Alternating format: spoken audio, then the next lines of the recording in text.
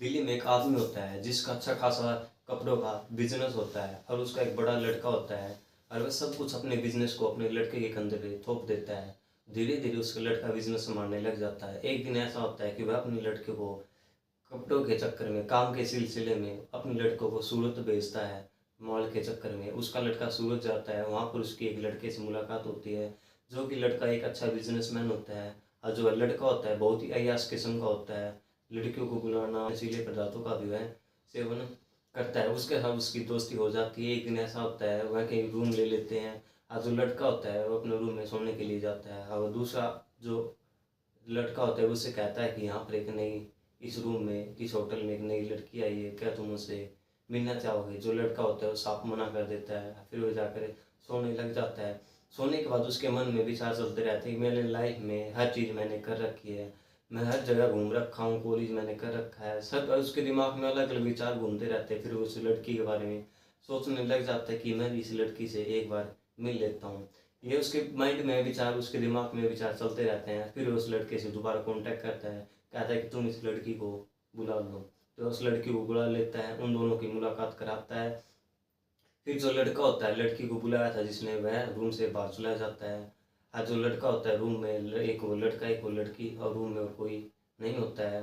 तो सब बाहर चले जाते हैं। जैसे ही बाहर चले जाते हैं वो लड़का और लड़की एक दूसरे से मिलते हैं, बातें करते हैं। जो लड़का होता है लड़की को देखकर बिलता है, शॉक हो जाता है और इमोशनल हो जाता है। सोचने लग जाता है कि यह इतनी नाबालिग लड़की, इसकी उम्र अभी 12 या 13 साल है और यह सब यहाँ पर कैसे फंस गई, वैसा के चक्कर में कैसे फंस गई, वैसे वृत्त के चक्कर में कैसे आ गई। यह सोच कर तो लड़का होता है सोचने लग जाता है और लड़की होती है वह भी उसके सामने रोने लग जाती है। उसके बाद उन दोनों के बीच में क्या होता है, अगर आपको कहानी को पूरा जानना है तो कहानी को एक बार अंत तक देखो। नमस्कार, मैं आपका अपना राज भाई आपके लिए लेकर आएगा शानदार स्टोरी। तो दोस्तों, इस कहानी के सुनाने का उद्देश्य किसी की भावनाओं को ठेस पहुंचाने या हर्ट करना नहीं है। तो दोस्तों, ये कहानी है दिल्ली के एक रहने वाले एक बिजनेसमैन जिसका कपड़ों का बहुत बड़ा व्यापार होता है। उसका एक बड़ा बेटा होता है, दो उसके छोटे बच्चे होते हैं। बड़े बेटे का नाम होता है, उसके बड़े बेटे का नाम होता है महस। जो बिजनेसमैन होता है उसका नाम होता है अमर बहादुर। और उसका अपने महस बेटे को वह एक दिन कपड़े के माल के चक्कर में सूरत भेजता है। सूरत जाने के बाद उसकी एक लड़के से मुलाकात होती है। उस लड़के का नाम होता है चंद्रभान, जो कि एक बहुत अच्छा बिजनेसमैन होता है। उसका भी कपड़ों का व्यापार होता है, वह भी एक कपड़ों का व्यवसाय करता है। तो दोनों के बीच में अच्छी मुलाकात होती है, दोस्ती होती है, व्यवहार बढ़ जाता है, दोनों अच्छे दोस्त हो जाते हैं। महज जो होता है चंद्रभान के साथ रहता है, घूमता फिरता है। चंद्रभान जो महज को एक दिन बातें करने लग जाते हैं। और जो चंद्रभान होता है दोस्तों वो बहुत अय्याश किस्म का होता है। लड़कियों को बुलाना, उनके साथ रहना, उसकी ये सब उसकी हॉबी होती है। एक दिन चंद्रभान महस को कहता है कि यहाँ पर एक नई लड़की आई है, क्या तुम अब इनसे मिलना चाहोगे? महस जो होता है ये सब सुनकर घबरा जाता है, शौक हो जाता है, क्योंकि लाइफ में उसने कभी ये सब चीज़ें कभी नहीं तो की थी, नहीं कभी सुनी थी। ये सब सुनकर महस जो शौक हो जाता है और रूम में चला जाता है। रूम में सोने चला जाता है। रूम में जाने के बाद उसके दिमाग में विचार आते रहते हैं, एंड वेंड मतलब अजीब अजीब सोचने लग जाता है। उसके विचार मतलब कुछ अलग आने लग जाते हैं। और उसके बाद वह चंद्रभान को कॉल करता है और चंद्रभान को कहता है कि तुम एक बार उस लड़की को बुला दो। चंद्रभान है उस लड़की को बुला लेता है और महस के पास उस लड़की को अच्छी तरह छोड़कर वापस आ जाता है। उस रूम में महस और वो लड़की होती है। लड़की का नाम दोस्तों चित्रा होता है, जो कि बहुत ही नाबालिग किस्म की लड़की होती है। उसकी उम्र 12 या 13 साल होती है और जो 12-13 साल की उम्र में आकर इस जगह फंस जाती है, वे सबरीत के चंगुल में फंस जाती है। यह देखकर सब हैरान हो जाता है। वहाँ पर महस ये सब चीज़ें देखकर हैरान हो जाता है। जैसे ही महस उस लड़की के पास बैठता है, उससे मिलता है, उससे बातें करता है, बहुत उसके विचार बहुत ही वह इमोशनल और भावुक हो जाता है। सोच सोच मतलब सोचता रहता है कि ये सब है, यह लड़की इतनी छोटी उम्र की है, यहाँ पर कैसे आ गई। और चित्रा होती है महस के सामने रोने लग जाती है। महस को कहने लग जाती है कि तुम सब मेरे साथ कुछ गलत मत करना, मेरी अभी उम्र ही क्या है, मुझे अच्छी ज़िंदगी जीनी है। महस जो होता है उसकी बातें समझ जाता है, वो चित्रा से वह बातें करता है। चित्रा फिर भी नहीं मानती, ज़ोर ज़ोर से रोती है। महज जो होता है चित्रा को धमकाता है, कहता है कि तुम एक बार चुप हो जाओ, अगर किसी ने तुम्हारी आवाज़ बाहर सुन ली तो मेरा भी यहाँ से निकलना मुश्किल हो जाएगा, मैं तुम्हारी कोई मदद नहीं कर पाऊंगा। चित्रा होती है चुप हो जाती, महज को कहती है तुम मुझे यहाँ से निकाल लो, अपने घर ले चलो। महज होता है उसे साफ मना कर देता है कि मैं तुम्हें यहाँ से निकाल सकता हूँ, अपने घर नहीं ले जा सकता हूँ। चित्रा होती कहती है कि ठीक है तुम मुझे यहाँ से एक बार निकाल दो।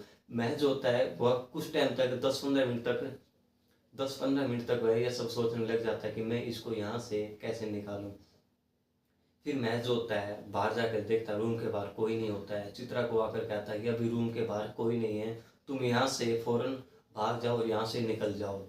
तो दोस्तों लड़की जो होती है वो चित्रा होती है, वहाँ से वो भाग जाती है। भागने के बाद महज जो अंदर होता है और कुछ समय के बाद होता है, और जो उसका दोस्त चंद्रभान होता है वो वहाँ पे आते हैं और उस लड़की से पूछते हैं महज से कि वो लड़की कहाँ पे गई। अब महज होता है जो उसे कहता है कि वो भाग गई यहाँ से, मुझे बोतल थी कांच की, मेरे पास बोतल रखी हुई थी, मेरे सर पे फोड़ कर यहाँ से वो भाग गई, मुझे भी खून वगैरह आ रहा है। ये सब कहानी उसको सुनाता है। जो दलाल होता है वो सोचकर हैरान हो जाता है कि ये सब कैसे हो गया। तो दोस्तों लड़की चली जाती है। तो दोस्तों लड़की जाने से पहले महज को अपनी कहानी सुनाती है और महज से अपनी कहानी सुनाती है। उस कहानी में कहती है कि मैं एक अनाथ आश्रम में पली बड़ी थी, मेरा जीवन अनाथ आश्रम में चल रहा था और वहाँ पर एक दिन अचानक एक फैमिली आती है। अब मुझे वहाँ पर गोद लेकर चली जाती है। अब फैमिली मुझे गोद ले लेती है। फैमिली गोद लेने के बाद मेरे साथ अपने घर में अच्छा व्यवहार नहीं करती है, मुझे अच्छा खाना नहीं देते हैं, मेरे साथ मार पिटाई भी करते हैं। अब मुझे वहाँ पर कुछ मेरा मन नहीं लग रहा, मेरे साथ ऐसा बहुत ही गलत व्यवहार किया जाता है। एक दिन मेरे जो मम्मी पापा जिन्होंने मुझे गोद लिया था वह एक अच्छे डॉक्टर है, दोनों के दोनों। एक दिन ऐसा था कि वह अमेरिका जा रहे थे, तब मैंने उनसे बात की और तब मैंने उन्हें कहा कि मैं भी आप लोगों के साथ अमेरिका चल सकती हूँ। तब जो मेरी फैमिली थी उन्होंने मुझे मना कर दिया, बोले कि तुम्हारा ब्लड रिलेशन नहीं है, तुम हमारे साथ बाहर नहीं जा सकते, तुम्हारी कागजी कार्रवाई भी अभी पूरी अच्छी तरह पूरी नहीं। यह कर को मना कर देते हैं। फिर मुझे ऐसी जगह पर छोड़कर आते हैं जहाँ पर मैं देखकर शौक हो जाती हूँ। वहाँ पर एक कमरे में बहुत सारी लड़कियाँ होती हैं और एक कमरे में एक बहुत बड़ी लेडीज होती है और एक साइड में एक कमरे में एक आदमी होता है जो कि काफ़ी बड़ा होता है। मैं ये सब देखकर शौक हो जाती हूँ क्योंकि वहाँ पर हर रोज़ नए नए बंदों का आना जाना लगा रहता है। फिर मैं सब देखकर शौक हो जाती हूँ। अब वहाँ से निकलना मेरा मुश्किल हो जाता है। फिर उसके बाद उसकी मुलाकात महज से होती है, महज को एक कहानी सुनाती है, महज उसे वहाँ से फरार कर देता है। उसके बाद दोस्तों जो वहाँ का दलाल होता है वो चंद्रभान को कहता है कि तुम्हें ये सब बातें, जो वहाँ से लड़की कैसे फरार हुई, तुम्हारे साथ क्या किया, ये सब बातें जाकर तुम्हें मालकिन को बता देना सुबह। तो जो चंद्रभान होता है कहता है कि ठीक है हम सुबह आकर तुम्हारी मालकिन को ये सब बातें बता देंगे। ये सब कहकर चंद्रभान वहाँ और महज वहाँ से निकल जाते हैं। चंद्रभान जो होता है महज को दिल्ली के लिए रवाना कर देता है और जो चंद्रभान होता है वो भी वहाँ पे नहीं रहता है। तो दोस्तों महज जो होता है वो दिल्ली आ जाता है। दिल्ली आने के बाद अपने पिता से मिलता है। उसका पिता होता है उसे कहता है कि तुम जो काम गए थे तुमने वो काम क्यों नहीं किया, मैंने तुम्हें सामान लाने के लिए भेजा था। महज जो होता है अपने पिता को पूरी स्टोरी बताता है, पूरी कहानी बताता है कि रास्ते में मेरे साथ कुछ गुंडों ने हमला किया और मेरे पैसे वगैरह छीन लिए, मेरे साथ मार पिटाई की।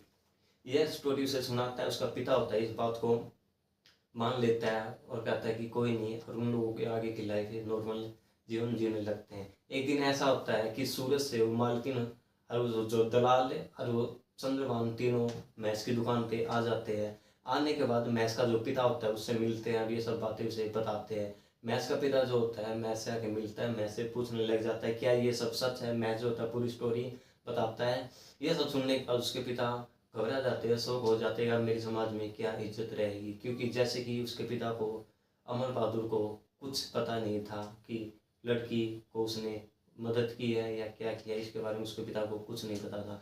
जैसे चंद्रभान वो मालकिन से मिलता है, जो दलाल दलाल और मालकिन से तीनों से मिलता है, उन तीनों को दलाल, मालकिन और चंद्रभान तीनों से मिलता है। उन तीनों को वह पैसे देकर वहाँ से रवाना कर देता है, जो कि उनको पैसे से ही मतलब था, न कि लड़की से। वह तीनों चले जाते हैं। तो दोस्तों यह जो बात है धीरे धीरे शहर में उनकी कॉलोनी में फैल जाती है और जो अमर बहादुर होता है महज का पिता होता है वह इस बात को बर्दाश्त नहीं करता है, धीरे धीरे बीमार रहने लग जाता है। और एक दिन ऐसा आता है महज के पिता को, अमर बहादुर को अटैक आ जाता है और वह इस दुनिया को छोड़कर चले जाते हैं। तो दोस्तों महज इस बात को बर्दाश्त नहीं कर पाता है, वह भी थोड़ा बहुत ज़्यादा दुखी रहता है। और एक दिन महज अपने घर जाता है। घर जाने के बाद महज की जो माता होती है महज को कहती है कि तुम्हारे कारण तुम्हारे पिता हमें छोड़ के चले गए। उसकी माता अपने पति की मौत का जिम्मेदार महज को मानती है, जो कि महज ही उसकी जिम्मेदार था और उसके पिता को बातें पता नहीं था। तो उन दोनों के बीच में बातें कुछ हुई नहीं थी, क्योंकि अमर बहादुर को पता नहीं था कि महज ने उसकी ऐसे ऐसे मदद की है। वो गलत सोचने के कारण उसके पिता अपने बात को अपने दिल पे ले गए और उसके अटैक आ गया। तो दोस्तों, जो महज की माता होती है, उस अमर उसको महज को अपने घर से अपनी संपत्ति निकाल देती है। तो दोस्तों, महज जो होता है दिल्ली में एक टैक्सी ले लेता है और टैक्सी चलाता है। महज की लाइफ में एक दिन ऐसा आता है कि वो एक चौक पर टैक्सी लेके खड़ा हुआ था। वहाँ पर एक अचानक एक आदमी आता है जिसकी उम्र होती है 60 साल के आसपास। अब महज को कहता है कि तुम मुझे एयरपोर्ट तक छोड़ सकते हो। महज जो होता है कहता है कि क्यों नहीं जी, हम आपको बिल्कुल छोड़ेंगे। कहता है कि आगे मेरा फ्लैट है, साथ में मेरी बेटी है, हम दोनों को छोड़ना है, आप थोड़ा आगे ले लो। तो महज उसके फ्लैट पे जाता है। उसकी जो बेटी होती है वो अपनी बेटी को बुला लेता है। देखता है कि वो एक अच्छी मॉडल सी होती है और अच्छा फ्लैट होता है उसके पास। महज महज उसे देख कर शौक हो जाता है, क्योंकि महज सोचता है कि मैंने इसकी आवाज़ और मैंने इसको कहीं देखा है। जो चित्रा होती है वो लड़की और कोई नहीं दोस्तों, चित्रा ही होती है। जो चित्रा होती है उसने अपना पूरा मुंह एक पल्लू से ढक रखा था, जो कि साड़ी पहन रखी थी, और अपना मुंह को, चेहरे को अच्छी तरह उन्होंने ढक रखा था। दोनों टैक्सी में बैठ जाते हैं और महज होता है एयरपोर्ट के लिए रवाना हो जाता है। रास्ते में महज उसकी आवाज़ सुनता है और शीशे में उसका चेहरा देखने की कोशिश करता है। महज होता है सोचने लग जाता है कि ये लड़की को मैंने कहीं देखा है। अब अपने दिमाग पर जोर देता है, और जो लड़की होती है, चित्रा होती है, वो भी सोचने लग जाती है कि मैंने इस लड़की को कहीं देखा है। तो उन्हें एक दूसरे को सोचने लगते हैं, देखते रहते हैं। ऐसा चलता रहता है जब तक एयरपोर्ट नहीं आता है। तो दोस्तों, एयरपोर्ट कुछ समय के बाद एयरपोर्ट आ जाता है। एयरपोर्ट आने के बाद लड़की टैक्सी से उतर जाती है और महज को कहती है कि क्या तुम मेरे पिताजी को वापिस वहीं पर छोड़ सकते हो। महज होता है वो मना कर देता है, कहता है कि नहीं। महज कहता है कि मैं तुम्हारी इतनी मदद कर सकता हूँ कि तुम्हारे पिताजी को अलग टैक्सी में मैं भिजवा सकता हूँ। तो महज होता है अब उसके पिता को अलग टैक्सी में बिठवा देता है। उसका पिता जो होता है वो चला जाता है। जानने के बाद जो चित्रा होती है, महज को वह अच्छी तरह जान चुकी थी। उसके पिता के जाने के बाद महज को गले लगकर रोने लग जाती है और महज को कहती है कि तुम यहाँ पर कैसे, तुम टैक्सी कैसे चला रहे हो। महज होता है वो पहचान जाता है कि यार तुम चित्रा हो। वो कहती है कि हाँ, मैं वही चित्रा हूँ जिन्होंने तुमने मेरी मदद की थी। तुमने मुझे वहाँ से कैसे कैसे निकाला था, मुझे सब पता है। हाँ, मैं वही लड़की हूँ। महज होता है वो भी भावुक हो जाता है। चित्रा को देखकर खुश होता है कि हाँ तुम ठीक है, तुम्हारी अच्छी लाइफ है। चित्रा को कहता है कि तुम ऐसी मॉडल, और ये कौन था, तुम इन सब के साथ कैसे, मैं कुछ समझा नहीं। जो चित्रा होती है उसे अपनी पूरी स्टोरी बताती है। तुम्हारे छोड़ने के बाद मैं वहाँ से निकल चुकी थी। निकलने के बाद मुझे ये आज अंकल मिले, इन्होंने मुझे अपनाया, पढ़ाया लिखाया, एक अच्छा डॉक्टर बनाया, और इनका एक बेटा है जो कि पैर से अपाहिज है, उनके साथ इन्होंने मेरी शादी की। मुझे इस चीज़ से कोई आपत्ति नहीं है कि इनका बेटा अपाहिज है। हमारी ज़िंदगी अच्छी चल रही है। मैं भी एक डॉक्टर हूँ, वो भी एक डॉक्टर है, और अभी हम अमेरिका में दोनों डॉक्टर हैं। अभी मैं अमेरिका ही जा रही थी। तो वो अपनी सारी स्टोरी मैथ्स को बताती है। फिर वो मैथ्स से पूछने लग जाती है कि तुम एक अच्छे बिजनेसमैन थे, कपड़ों का तुम्हारा व्यापार था, तुम यहाँ पर कैसे, ये सब कैसे हो गया। मैथ्स होता है अपनी बीती अपनी पूरी कहानी चित्रा को बताता है। चित्रा जो होती है वो फिर रोने लग जाती है। मैथ्स कहता है कि मुझे इस चीज़ का अफसोस नहीं है कि मैं टैक्सी चला रहा हूँ, मुझे बस इस चीज़ का अफसोस हमेशा रहेगा कि मेरे कारण मेरे पिताजी की मौत हो गई। चित्रा जो है यह सुनकर शौक हो जाती है। मैथ्स से फिर गले लगती है, कहती है कि तुमने अपनी ज़िंदगी खराब कर कर तुमने मेरी ज़िंदगी बना दी। कोई अपना अपनों के लिए नहीं करता जितना तुमने मेरे लिए किया है। तो मैं ऐसा कहता है कि इसमें कोई वो बात नहीं है। जैसा मैं मुझे ठीक लगा इंसानियत के नाते मैंने वैसा तुम्हारी मदद की। अगर तुम्हारी जगह कोई और होता तो भी मैं उसकी ऐसे ही मदद करता। तो दोस्तों, चित्रा जो होती है मैं इसका कॉन्टैक्ट नंबर ले लेती है और वह अमेरिका चली जाती है। अमेरिका जाने के बाद मैं से बातें, उन दोनों के बीच में बातें होती रहती हैं। उन दोनों का जो रिलेशन है वो बना रहता है। चित्रा जो होती है अमेरिका से महेश के लिए अलग अलग गिफ्ट भेजती रहती है। इस दौरान दोनों का रिश्ता बना रहता है। तो दोस्तों, महेश की उम्र अभी 50 साल हो चुकी है, अभी वो टैक्सी चला रहा है। तो दोस्तों, यह कहानी थी एक लड़की की जो कि 12-13 साल की उम्र में ही एक ऐसी जगह पर पहुंच चुकी थी जहां पर उसे कोई कभी अपनी लाइफ के बारे में उसने सोचा भी नहीं होगा। तो दोस्तों, यह कहानी एक सच्ची घटना है। इस कहानी को सुनाने का उद्देश्य मेरा कोई आप लोगों की भावनाओं को ठेस पहुंचाना नहीं है। मैं आप लोगों को एक संदेश देना चाहता हूँ कि आपकी लाइफ में भी ऐसी कोई घटना हो सकती है। अपने आसपास की होने वाली चीज़ों के बारे में आप सबको अनुभव होना चाहिए। आपके आसपास क्या सही और क्या गलत हो रहा है, ये सब बातें आप लोगों को पता होनी चाहिए। तो दोस्तों, इस चीज़ में महेश की क्या गलती थी? महेश ने अपने पिता को सेक्रीफाइस किया और अपने परिवार से भी दूर हो गया, और चित्रा की लाइफ उसने बना दी। दोस्तों, इसे कहते हैं सेक्रीफाइस करना। अपनी इच्छा को पूरा न करते हुए किसी और की इच्छा को पूरा करना। तो दोस्तों, ये स्टोरी थी। आज की स्टोरी इतनी है, यहीं पर एंड होती है। तो मिलूंगा मैं फिर आपसे ऐसे ही शानदार स्टोरी के साथ। तब तक के लिए दोस्तों, लेता हूँ मैं आप सबसे अलविदा।